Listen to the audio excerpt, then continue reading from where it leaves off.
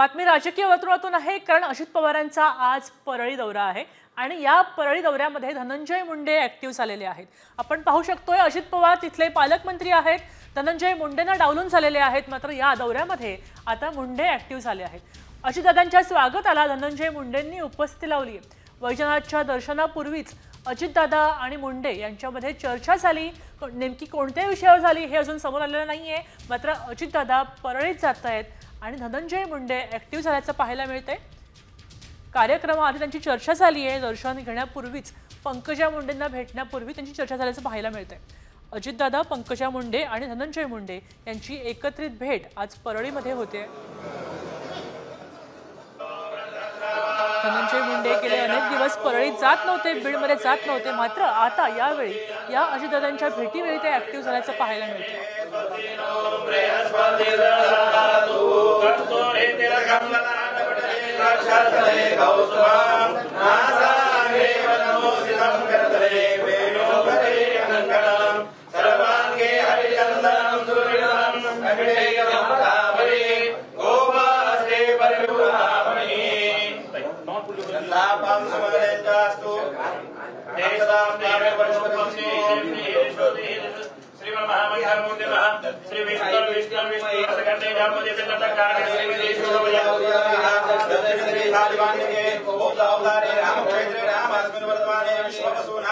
श्री उत्तरायणे ग्रीष्मऋतु मासोत्तम मासे महामंगल मासे वैशाख मासे शुभे कृष्णपक्षयां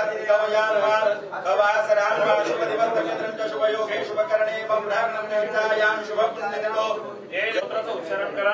आपल्या आपल्या नावाचं, पत्नीचं, मुलांचं, सर्वत्र परिवाराचं नावाचं उच्चारण करा।